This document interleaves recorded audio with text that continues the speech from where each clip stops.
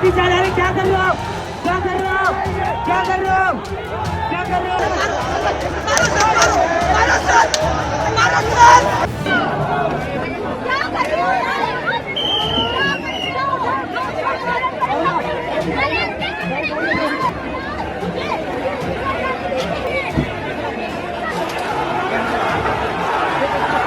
जंतर मंतर पर लगातार भीड़ बढ़ती जा रही है और जंतर मंतर पर 48 घंटे पहले जो कुछ हुआ वो पूरे देश ने देखा, पूरी दुनिया ने देखा। जिस तरीके से लाठियां चली, आंसू गैस के गोले चले, सबने देखा। लेकिन अभी एक बड़ी खबर मैं आपको बता रहा हूं। पश्चिम बंगाल से 20 कंपनियां, सीआरपीएफ की 20 कंपनियां एयरलिफ्ट करवा करके दिल्ली लाई जा रही है। हवाई जहाज से सीआरपीएफ की 20 कंपनियों के 2000 जवान वो पश्चिम बंगाल चुनाव करने के लिए, चुनाव करवाने के लिए वहां पर गए थे, वो अब दिल्ली लाए जा रहे हैं। अब दिल्ली में ऐसा क्या होने वाला है? जो प्रोटेस्ट था, जंतर मंतर से संसद मार्च जो होनी थी वो हो गया। अब तो कोई कॉल भी नहीं दी गई है। अब केवल लोग यहां पर आ रहे हैं, जंतर मंतर पर हैं। जंतर मंतर पर आपको खाना बांटते हुए, खाना खिलाते हुए, एक दूसरे के साथ में खड़े हुए, नारे लगाते हुए लोग नजर जरूर आ जाएंगे। लेकिन जंतर मंतर पर ऐसा क्या है, सरकार की ऐसी क्या तैयारी है, या सरकार को ऐसा क्या अंदेशा है कि पश्चिम बंगाल से 20 कंपनियों के 2000 जवान, सीआरपीएफ के जवान, और वो भी एयरलिफ्ट करके बुलाए जा रहे हैं? ये बहुत बड़ा सवाल है। ऐसा क्या होने वाला है? याद करिए, जब पुलवामा का हमला हुआ था उस वक्त में सत्यपाल मलिक ने कहा था, उनका स्टेटमेंट आया था कि अगर जवानों को एयरलिफ्ट करवा लिया जाता तो शायद वो हमला नहीं होता। ये सत्यपाल मलिक का स्टेटमेंट था। वहां पर भी एयरलिफ्ट करने की बात थी और यहां पर भी एयरलिफ्ट करने की बात है। वो एयरलिफ्ट तो नहीं हुआ, हमारे 40-42 जवान शहीद हुए। यहां अब 2000 जवानों को लाया जा रहा है। क्या तैयारी है? क्या सरकार बातचीत से किसी तरीके से एक नतीजे तक पहुंचेगी, या फिर कुछ सरकार के दिमाग में चल रहा है, किसी तरीके से सरकार की कोई और दूसरी रणनीति बन रही है कि इस प्रोटेस्ट को, प्रदर्शनकारियों को, स्टूडेंट्स को, जो लोग यहां पर हैं, उनको क्या पुलिस और फोर्स की ताकत से यहां से खाली करवाया जाएगा, या फिर क्या सरकार को इंटेलिजेंस मिली है जो 48 घंटे पहले हुआ, क्या सरकार के अंदर उसको लेकर के कोई बेचैनी है कि फिर से कहीं पर वो रिपीट ना हो जाए? तो बहुत सारे सवाल हैं। जंतर मंतर पर इस वक्त में हम हैं और जिस तरीके से जंतर मंतर पर भीड़ उमड़ रही है, ये केवल सरकार के लिए नहीं बल्कि पूरी दुनिया के लिए इस वक्त में चर्चा का केंद्र है। एक बार जरा पहले एक बार भीड़ दिखाइए आप चारों तरफ। ये जंतर मंतर का इस वक्त का नजारा है। 22 तारीख की दोपहर है और इस वक्त में आप देखिए, सुबह बारिश हुई है, अच्छी खासी बारिश हुई, और अभी चिलचिलाती धूप पड़ रही है। पसीने, हुमस, उससे लथपथ लोग यहां पर हैं, लेकिन उसके बावजूद लोग यहां पर हैं। तो ये जो खबर मैंने अभी बताई कि एयरलिफ्ट करके जवानों को लाया जा रहा है, आपको क्या समझ में आ रहा है? सरकार की क्या तैयारी जो है दिखाई दे रही है? देखिए, हमारा एक नारा भी है छात्रों का कि जब जब मोदी डरता है पुलिस को आगे करता है। तो ये जो आपने बताया कि जवानों को वेस्ट बंगाल से एयरलिफ्ट करके लाया जा रहा है, तो ये उसी का एक प्रमाण है कि जब इन्होंने ये देखा कि मांग बढ़ती जा रही है तो पुलिस बल को आगे लगाकर और इस आंदोलन को समाप्त करने की साजिश है। जैसा अब पीछे लाठी भांजी थी, मतलब अपने ही देश में लोकतांत्रिक तरीके से जो प्रदर्शन, जो मार्च की कॉल थी, उसमें बर्बर तरीके से युवाओं पर लाठियां भांजी गई, जो इस सरकार की मतलब बेशर्मी कहूंगा मैं। लेकिन एयरलिफ्ट करके लाया जा रहा है वहां से। सर, हर तानाशाह डरता है। हिटलर ने 60 लाख यहूदियों का कत्ल किया, गैस चैम्बर बनाए, उसमें लोगों को मारा गया, और ये भी डरता है। ये उस दिन जो जैन जी का भारत के छात्रों, युवाओं का जो जोश देखकर पार्लियामेंट छोड़कर भाग गया, ये सोचता था, इनके दिमाग में यह था कि भारतीय जो छात्र और युवा है ये रील बनाने में व्यस्त है, सत्ता कुछ भी करे इनके खिलाफ, देश के खिलाफ, डेमोक्रेसी का सत्यानाश करे, और ये कुछ नहीं कहेंगे। अब आप सब देख रहे हैं, केवल हम यहाँ इकट्ठे पूरा देश के अंदर ये चल रहा है। कल कहाँ से आए हैं? मैं हरियाणा से आया हूँ सर। हमारे गांव में भी कल छात्रों ने, युवाओं ने ये प्रदर्शन किया है। तो आपके कंधे पर बैग है, दिखाइए जरा एक बार। तो तैयारी कितने दिन की है? जब तक इस्तीफा नहीं हो जाता तब तक मैं यही रुकूंगा। और जो आप कह रहे हैं कि 2000 जवानों को बुलाया, पूरे हिंदुस्तान की मिलिट्री, पैरामिलिट्री फोर्स और पुलिस डाल दे, आखिर वो लोग कौन है? मैं ऑनलाइन कैमरे पर, रिकॉर्ड कैमरे पर कहता हूं, यदि इतना ज्यादा उन्होंने हिंसक करने की कोशिश करी, मिलिट्री, पैरामिलिट्री फोर्स और पुलिस के अंदर बगावत होगी, ये उन्हीं के तो बच्चे हैं। वो कौन से हैं? वो कहाँ आसमान से आए हुए हैं? ये किसान के, मजदूर के, छोटा कर्मचारी के, दुकानदार के बच्चे ये भी हैं और वो भी हैं। माँ बाप, पेरेंट्स हैं इनके, वो उनके भी पेपर लीक होते होंगे, उनके बच्चों की। सब दुखी है इस मोदी की तानाशाही से। और ये कोई इनकी गैर लोकतांत्रिक डिमांड नहीं है, ये न्याय की बात करते हैं। कौन पेपर लीक नहीं होने चाहिए? इसमें क्या है? शास्त्री जी ने एक रेल दुर्घटना हुई थी, इस्तीफा दे दिया था और कोई आंदोलन नहीं करना पड़ा था। ये शर्म की बात है, इनके लिए बहुत महंगा पड़ना जा रहा है। और ये तो 20 जुलाई को सर ट्रेलर था, फिल्म अभी बाकी है, जब देश का छात्र, युवा, किसान और मजदूर इतनी बड़ी तादाद में फोर्स होगी, या दिल्ली, शायद हो सकता है कि सरकार को अंदेशा नहीं रहा हो कि इतने लोग आ सकते हैं, अब मुकम्मल तैयारी होगी? सरकार हमेशा तैयारी के साथ चलती है, लेकिन 140 करोड़ का देश है। राम मंदिर में इन्होंने डाका डाला, छात्रों को इन्होंने बेरोजगार बना दिया, शिक्षा को इन्होंने व्यवसायीकरण कर दिया। मतलब कौन सा ऐसा वर्ग है? किसानों के लिए काले कानून लेकर आए। हम किसान संगठन से है, हमारा समर्थन है इन युवाओं को। 13 महीने हम बॉर्डरों पर रहे। 13 महीने के बाद में इन्होंने नोटंकी दिखाई कि हमेशा माफी दे दो, हमसे गलती हो गई। उस समय कैसे किसानों के लिए काले कानून नहीं है, किसानों के लिए तोहफा है। तो ये सरकार ब्रेन वॉश कर, इन सबके पीछे धर्म के नाम पर जो नफरत फैलाई गई, जो उसकी अफीम चटाई गई, ये सारा नतीजा उसका है। सब सोच रहे थे कि अब्दुल को टाइट किया रहेगा मोदी, और टाइट आज 140 करोड़ देशवासी हो गए। अब्दुल की खाली चूड़ी टाइट नहीं हुई। अब्दुल की कोई चोटी चाहिए? अब्दुल तो इनके रिश्तेदार है, इनके सारा के कितना सेवा कर रहे हैं। हमारे मुस्लिम भाई भी, सिख भाई भी, सब देश के नागरिक सेवा कर रहे हैं, सब देश के नागरिक है। ये मुद्दा बिल्कुल सेक्युलर। आपका नाम क्या है? बलवान सिंह नाम है सर। इस पर बिल्कुल आप ये कोई जाति का, आप इसमें कैप्सूल फेंक लो, धर्म का फेंक लो, या पाकिस्तान पुलवामा कुछ और करवा दे। अब ये छात्र युवा न डरने वाला है और न इसमें फूट पड़ने वाली है। अब ये जाग चुका है, पूरे देश को जगाने का काम इसने लेकिन किया। आपको मैं एक सवाल ये पूछना चाह रहा हूं कि कोई आपको ऐसी स्थिति दिखाई दे रही है, आप तो लंबे समय से प्रोटेस्ट में आते जाते रहे होंगे और किसान आंदोलन में आप थे भी, ऐसी कोई इमरजेंसी वाली स्थिति आपको दिखाई दे रही है कि एयरलिफ्ट करके जो है वो 2000 जवानों को लाया जा रहा है? ये सच बताऊं तो पिछले 50 साल में। एक मिनट में एक डिस्क्लेमर और बता दूं, ये जो खबर है, ये मैं बता रहा हूं जो खबर, वो आपको भास्कर में भी, आज तक में भी, तकरीबन हर मीडिया पोर्टल पर, और ये कल से जानकारी रिपोर्टर्स के पास में थी और आज बाकायदा प्रिंट में भी, मतलब ये पोर्टल्स पर ये जानकारी छपी है। सर 2000 जवानों को बुलाने की जरूरत है? एक धर्मेंद्र प्रधान का इस्तीफा ले लो, शिक्षा मंत्री आखिर मोदी का ही कोई बंदा बनेगा, उसको बना दो। 2000 जवानों की बुलाने की क्या जरूरत है? और वो खाली धर्मेंद्र प्रधान के इस्तीफे से बात बन जाएगी, उससे लोग चले जाएंगे? अकाउंटेबिलिटी लो, अकाउंटेबिलिटी लो आके, मतलब जो दोषी उसको सजा होनी चाहिए। लेकिन ये इमरजेंसी वाली ऐसी स्थिति आपको दिखाई दे रही है कि एयरलिफ्ट करके तुरंत पहुंचना? आपका प्रश्न बिल्कुल सही है। सरकार के पास सारे इनपुट है, सरकार को पता है तुम्हारा जमीन पे समर्थन बिल्कुल नहीं है, लोग बाग त्रस्त है, और पता नहीं कितनी पब्लिक, 140 करोड़ देश में कितनी पब्लिक आ जाए, ये उसी का इंतजाम कर रहे हैं। देश की जनता आज बिल्कुल पंजे पंजे पर है, एक कॉल पर सारा देश भी आ सकता है। इन्होंने सोचा था हैंड टू माउथ लोग कर दिए, उसका फायदा उठा लो। लेकिन जब आदमी ये सोचा ना, अति का अंत, अति हो चुकी है सरकार की तरफ से, अति।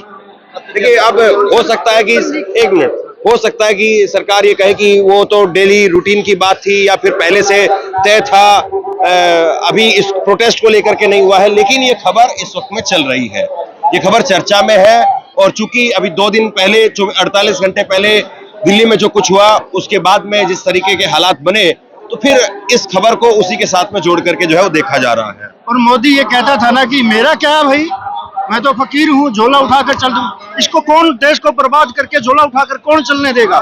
2000 की बजाय 2 लाख फोर्स मंगवा ले। 150 करोड़ों का लोग है, 150 करोड़ लोग हैं यहाँ। और पैरामिलिट्री फोर्स ये कौन है? ये सब भाई बंद है सब। अंग्रेजों के खिलाफ भी 1946 के अंदर नेवी के अंदर विद्रोह हुआ था, और यहाँ भी जब किसान आंदोलन चला हुआ था, मैंने खुद वीडियो देखी है, किसानों के बच्चे जो फौज में थे वो वीडियो बना रहे थे कि ये हमारे बच्चे हैं, और मोदी को इनपुट था आईबी का, सीआईडी का, गुप्तचर संस्था का। उधर तो चाचा ताऊ थे, मतलब विद्रोह हो बच्चे सकता है, यहाँ भी चाचा ताऊ है, यहाँ भी भाई है। हाँ। ये कोई आसमान अंतरिक्ष से नहीं आए सर, ये पाकिस्तान चाइनीज नहीं है, ये सब इसी देश के वासी भविष्य है। और मैं कहता हूँ ये युवा जो जागे है ना, हमें आशा है, पहले इतनी आशा नहीं थी कि पता नहीं देश का क्या होगा, अब देश का भविष्य बेहतर होगा, सुंदर होगा। ये छात्र युवा जाग चुके हैं, ये किसी धर्म जाति नाम पर बंटने वाले नहीं है, गुमराह होने वाले नहीं है। देखिए, मैं सच बताऊं, यहाँ पे जो भी कल हुआ, डेमोक्रेसी की हत्या माना और मानना पड़ेगा। और इस पे हाथ जितना मोदी, अमित शाह, धर्मेंद्र प्रधान का था, उससे ज्यादा मीडिया का था। अगर मीडिया शुरू से कवर करती तो ये सब नहीं हो पाता। इसके बावजूद लोगों को साथ ये दिखाना कि मीडिया के लोगों बच्चों के साथ हिंसा नहीं हुई है और पुलिस वालों ने कोई भी ऐसा लाठीचार्ज ये चीजें नहीं करी है, वो रिटेलिएशन में लाठीचार्ज नहीं हुआ है, पहले लाठीचार्ज हुआ है, उसके बाद जाके लोगों ने भगदड़ मची है। आप जब इतनी सारी संख्या को डराओगे, भगाओगे, तो मानी बात है कुछ हद तक आपके ऊपर भी कुछ उसके रिप्रिकॉशंस मिलेंगे। मगर जब तक यहाँ पे लोग आ रहे थे, एक भी मीडिया के मेनली चैनल्स नहीं थे, या डिजिटल मीडिया के चैनल्स थे, या कुछ इंडिपेंडेंट जर्नलिस्ट थे। यहाँ पे मोबाइल फोन्स, यहाँ पे छोटे छोटे इंस्टा 360 और छोटे छोटे कैमरास थे। वो अपने बड़े बड़े कैम रिकॉर्डर्स लेके कोने से बाहर से जाते थे, ये अपनी एकदम नैरेटिव सेट करते थे कि यहाँ पे देखिए तोड़ फोड़ हुई है, यहाँ पे जो बच्चे हैं ये ऐसे नारे लगा रहे हैं, वैसे नारे लगा रहे हैं। पर अगर आप अंदर आते तो आपको शायद पता चलता कि नारे में सबसे पहले आ रहा था इंकलाब जिंदाबाद, वंदे भारत, और एक चीज जो सबकी शुरू से मांग है, धर्मेंद्र प्रधान इस्तीफा दो। तो अगर मीडिया अपने काम अच्छे से करती तो हो सकता है जो बच्चों की इतनी मार हुई है, जितने शरीर में लाठी है, लाठियों के डंडे निशान है, वो नहीं पड़ते। तो सबसे बड़ा भागीदार यहाँ पे अगर कोई पाप का है तो मीडिया है। अब मीडिया पे नाम लेने का कोई मतलब नहीं है, क्योंकि एक ही जैसे सब बने बैठे हैं। यहाँ पे लोग आते हैं, बाइट कलेक्ट करते हैं, अपने बुलेटिन प्रोड्यूसर के पास पहुंचते हैं और सुनने को मिलता है ये तो हम डाल ही नहीं सकते, ये तो हम डालेंगे ही नहीं। तो क्या मतलब हमारी बाइट्स कलेक्ट करने का? इसके बाद कल से हम सब ने एक चीज डिसाइड कर रखी, कोई भी अगर ऐसा बिका हुआ न्यूज चैनल आता है जो कि हर बार यही चीज ऐतिहासिक रूप से करता हुआ आया है, तो हम उसे बाइट नहीं देंगे, हम उसे जगह नहीं देंगे, और हम यहाँ पे उसे रहने भी नहीं देंगे। एक चीज आप देखिए, 20 साल के नौजवान और इधर 60 साल के, दोनों की वैचारिकी में कोई बहुत ज्यादा जो है वो आपको अंतर नहीं दिखेगा। है लड़के में पोटेंशियल है? 20 साल का जो नौजवान है वो बोल रहा है, इसलिए इनसे हमें सुंदर भारत की तस्वीर नजर आती है। और देखिए ये जो एकता है, एक चीज है ना, वो हमारी या इनकी नहीं है, वो भारत की नींव है। ये जो बोलना democracy, rebellion, long live revolution, इंकलाब जिंदाबाद, ये भारत के डीएनए में है। इसे ना कोई हटा सकता है, ना इसे कोई मिटा सकता है। तो जब जब लोग इसे दबाएंगे, लोगों को दबाया जाएगा, लोग वापस से पंच बैक करेंगे, लोग वापस से ऊपर आएंगे। ये जो देश है, ये एक रबड़ की तरह है, स्प्रिंग की तरह है। अगर आप इसे जितना दबाओगे उतनी ज्यादा वहां पे एनर्जी इकट्ठा होगी और इवेंचुअली वो बाहर की ओर निकलेगी। 20 तारीख को प्रोटेस्ट की शुरुआत थी, 20 तारीख को रेवोल्यूशन नहीं था, 20 तारीख से रेवोल्यूशन है। ऑलवेज रिमेंबर, यहाँ पे लोग अभी भी टिके हुए हैं। ये हट सकता है, यहाँ की चीजें नहीं हट सकती, जो जो हुआ वो नहीं हट सकता। 20 तारीख को रेवोल्यूशन नहीं हुआ, 20 तारीख से शुरू हुआ है। ये रियल है, ये लाइन है जी। तो बात यही है और मुद्दा यही है। ये बात बोलने के बाद अक्सर माइक पीछे हो जाते हैं, अक्सर माइक पीछे होके लोग भाग जाते हैं। यहाँ पे लोग आते हैं, P2C रिकॉर्ड करते हैं और बाहर की ओर भाग के अपने ही बुलाए लोगों से बाइट लेके चले जाते हैं। और दुखद बात यह है कि अभी भी कई लोग हैं जो ये बात पे लगे हुए हैं कि लाठी चली ठीक चली। अगर आपके दोस्त, अगर आपके कलीग और अगर आपके आसपास वाले ये बात की और ये विचारधारा रखते हैं, तो मेरा मानना है कि उनसे कटना और अटना अलग है, क्योंकि ये मुद्दा पर्सनल हो चुका है। आप किसी से सेलिब्रिटी के ऊपर, आप किसी से अपनी मूवी के ऊपर, इस पे विचारधारा अलग हो, ओपिनियन अलग हो, चल सकता है, मगर आप इंसानियत के ऊपर विचारधारा अलग नहीं कर सकते, आप ह्यूमन राइट्स के ऊपर विचारधारा अलग नहीं कर सकते। ये देश नरेंद्र मोदी, अमित शाह से बहुत पहले सुभाष चंद्र बोस का था, भगत सिंह का था, गांधी का था, वो हर इंसान का था जो यहाँ पे मानता था ब्रूटैलिटी नहीं होगी। और ये मुद्दा ये है कि देखिए, ये बातें करते हैं हिंदुत्व की, हिंदुत्व की बातें तो रहने दीजिए, हिंदुइज्म की बातें करते हैं। शिवाजी से लेकर जितने बड़े बड़े यहाँ पे रूलर हैं जिन्हें हम मानते हैं, पूछते हैं, वो तक तब मिलिट्री पे जाते थे, वो सब वॉर पे जाते थे, वो वॉर क्राइम्स नहीं करते थे। और यहाँ पे समय आ रहा है कि अब जाके वॉर क्राइम्स की बातें हो रही हैं। ये कल जो हुआ वो क्या था? आपको लाठी चलाने की परमिशन थी, लाठी को घुमाने की, इतनी जोर से मारने की नहीं थी। पुलिस की ट्रेनिंग में एक चीज सिखाई जाती है कि जब भी प्रोटोकॉल होगा सबसे पहले वाटर कैनन चलेगी, आंसू गैस चलेगी, फिर जाके लाठी चार्ज होगा। वाटर कैनन कहाँ थी? यहाँ पे कहीं पे वाटर कैनन थी? नहीं थी। लोगों ने शुरू किससे किया? आंसू गैस। आंसू गैस इतना क्रूल चीजें होती है, आप 2 किलोमीटर दूर खड़े रहोगे ना कुछ हल्का आ ही जाता है। क्या नाम है आपका? आदेश नाम है मेरा, आदेश गुप्ता। आदेश गुप्ता। हाँ जी। और क्या करते हैं आप? पढ़ाई करी थी पत्रकारिता की, मगर मुद्दा ये है पत्रकारिता करने के लिए ना जगह है ना कहीं पे इस देश में अब आजादी है। तो ये बड़ी चीज है। 20 साल से 20 जुलाई का जिस दिन प्रोटेस्ट था, ऑटो में बैठकर हम आए तो 9वीं 10वीं क्लास के बच्चे थे। मैंने कहा कि आपके पेरेंट्स पॉलिटिकल ग्राउंड क्या है? वो कहता कि भाजपा के हैं। वो कहते कि यहाँ एंटी नेशनल बैठे हैं, हम उनसे लड़ झगड़ कर आए हैं। ऐसे कई उदाहरण हमारे सामने मिले हैं। लेकिन आपको लग रहा है कि फोर्सफुली अब खाली करवाया जा सकता है? इससे बड़ी बात है कि दिल्ली पुलिस को सबसे पहले बोलना, ये जनरल डायर का देश नहीं है, ये महात्मा गांधी का देश है। ये महात्मा गांधी का देश मानना चाहिए, हम मानते हैं इसे। जनरल डायर को अपना आदर्श ना माने, इन्हें मानना है तो मंगल पांडे को अपना आदर्श माने। इन्होंने अंग्रेजों के खिलाफ अपना बंदूक छोड़ा था, 20 तारीख को चाहते थे अपना लाठी छोड़ सकते थे। इनके पास ऑप्शन था, ये नहीं था कि ऑप्शन नहीं था। ये अगर मंगल पांडे को जानते तो मंगल पांडे के आदेश को पूरा करते, ना कि ये जनरल डायर के आदेशों को पालन करती है। आप इस बात को यकीन करना, वैसे तो शायद आपको करना ही चाहिए, लेकिन फिर भी यकीन करना, मैं फिर कह रहा हूं, से रिक्वेस्ट कर रहा हूं। ये मैंने कोई यहाँ पर बोल करके खड़े नहीं किए, ना मैं पहले इनको कभी देखा है। मैं लगातार यहाँ पर रिपोर्टिंग कर रहा हूँ और इनके अंदर समझ को लेकर के, मुद्दों को लेकर के, विचारों को लेकर के कोई कमी नहीं है। दिल्ली पुलिस को अपने आदर्श को बदलना होगा। भारत के हर पुलिस हर को अपना बदलना होगा। कौन अपना है कौन विरोधी है इसे जानना होगा। ये जो आरपीएफ वाले भी थे, उनके बच्चे भी पढ़ेंगे, ये नहीं है कि नहीं पढ़ेंगे। अगर दिल्ली पुलिस तो घूस खा के अपने आप को बच्चे को अच्छे स्कूल अच्छे शिक्षा दिला सकते हैं, इसमें कोई डाउट नहीं। हर चौराहा पे वो अपना कलेक्शन के लिए बैठे हैं। कोई भी यहाँ ना बोले आज तक कलेक्शन ना दिया हो दिल्ली पुलिस, कोई भी स्टेट पुलिस को, ये एकदम वाजिब है। उन्हें अपने आदर्श को बदलना होगा, उन्हें बदलना होगा, स्टूडेंट नहीं बदलने वाले हैं। आदर्श उन्हें मंगल पांडे को लाना होगा, जो भारत के प्रथम स्वतंत्रता सेनानी थे, उन्हीं को बनाना होगा आदर्श। जो अंग्रेजों के खिलाफ उठे थे उनके फौज में रख के, ये भी इंडियन क्या कह रहे हैं? आप क्या कहें? सर मैं कह रहा हूँ, आप जैन जी के बारे में पूछ रहे थे। सर जैन जी और युवा अब खड़े हो चुके हैं, कहते हैं जिस और जवानी चलती है उस और जमाना चलता है। ये जवानी और जमाना सर पिछले कुछ दिनों से, कुछ सालों से इन लोगों ने हिंदू मुस्लिम में उसको डाइवर्ट कर रखा था।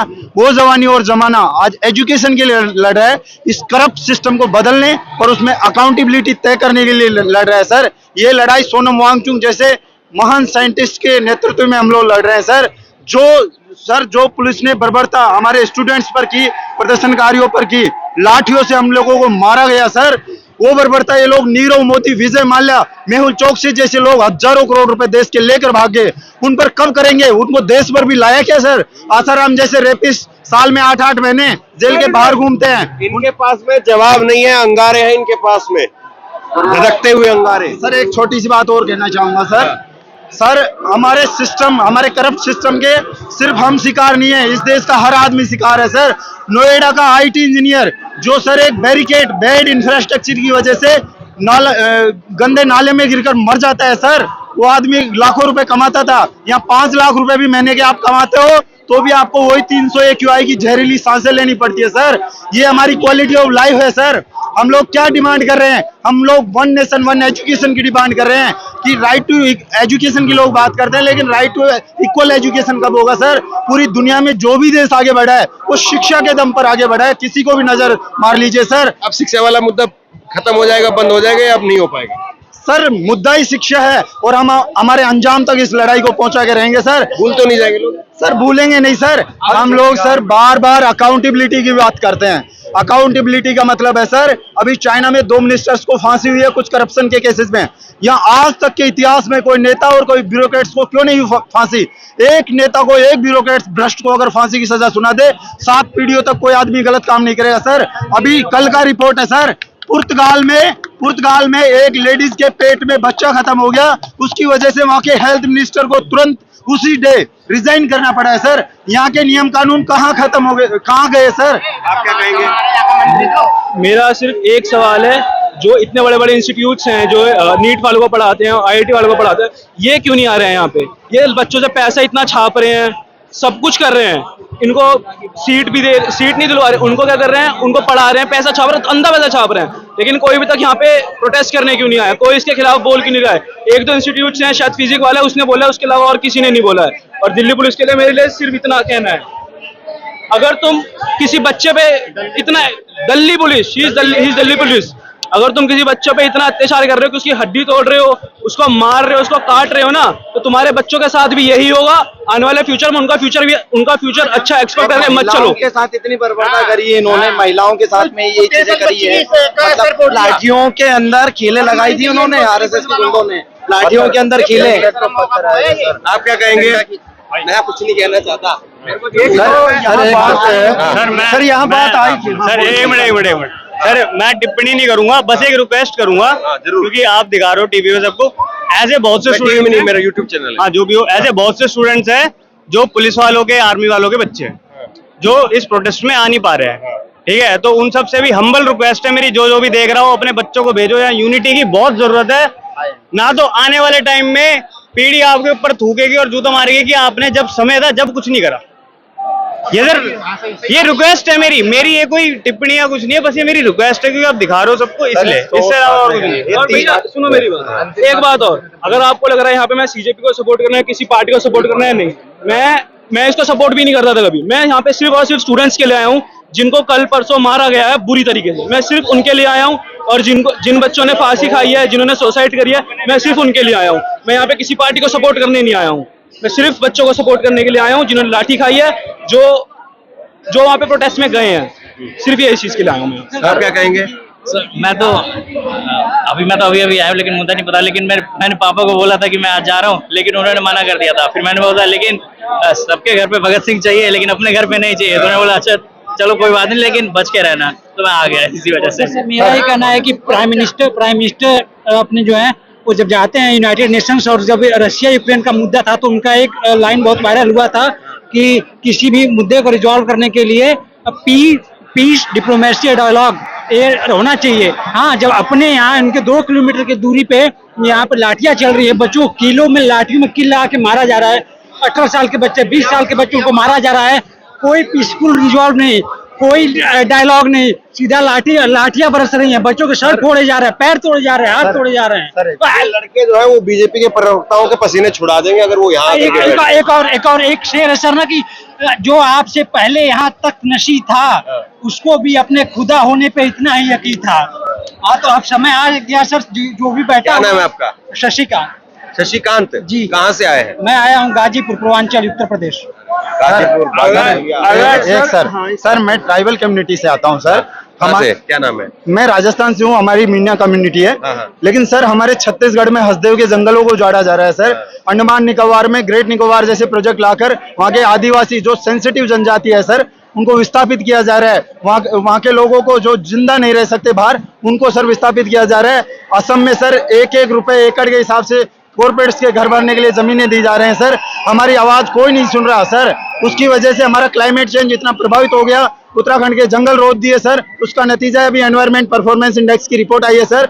हम लोग आउट ऑफ 177 में से 176वां देश है, पीछे से दूसरा स्थान। क्वालिटी ऑफ एजुकेशन के मामले में पीछे से दूसरा स्थान। और मीडिया जो कहा जाता है ना कि हम मेहनत कश जब अपना हिस्सा मांगेंगे तो एक खेत नहीं, एक बाग नहीं, पूरी दुनिया मांगे। तो मतलब यहाँ नीट का तो मामला है ही, हर बात जो है वो यहाँ कही जा रही है, हर बात यहाँ पर पूछी जा रही है। लास्ट में एक शायरी, जो हम युवा देश की ताकत है, परिवर्तन करके मानेंगे, कर देंगे ऐसे काम जिन्हें सब मील का पत्थर जानेंगे, मील का पत्थर जाने। जय हिंद। क्या कह रहे थे आप? सर जैसे यहाँ भी बात आई और बोल रहे आरएसएस भाजपा हिंदुत्व की बात करती है और हिंदुओं की बात करती है। मैं कहता हूँ यहाँ इस मुद्दे पर यहाँ आप सर्वे कर लीजिए, 90%, मोर देन 90% यहाँ हिंदू है। भाजपा आरएसएस का हिंदुत्व का, हिंदू समाज और हिंदू धर्म से कोई मतलब नहीं। बल्कि आज मैं कहता हूँ अनुभव के बाद कि भाजपा का जो हिंदुत्व है वो हिंदू समाज, हिंदू धर्म, हिंदू परंपरा और संस्कृति के लिए सबसे ज्यादा खतरनाक है। ये जैन जी को अच्छी नौकरी नहीं देना चाहते, कावड़िए बनाना चाहते हैं, अंधविश्वासी बनाना चाहते हैं। जो अब यूपी में देख लो आप, कितने सरकारी स्कूल बंद हो रहे हैं, प्राइवेट प्राइवेट प्राइवेट। क्या गरीब का बच्चा प्राइवेट में पढ़ेगा? कितनी फीस है आज की, महंगाई कितनी है। सरकारी स्कूल अगर पहले क्या था, सब पढ़ो सब बढ़ो, अब क्या है? आप सफाई कर रहे हैं यहाँ पे? हाँ, मैं सफाई कर रहा हूँ। ये हो रहा है कि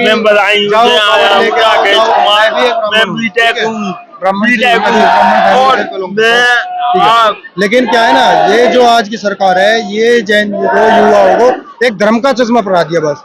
हिंदू मुस्लिम गाय भैंस हिंदू मुस्लिम, ये धर्म का चश्मा।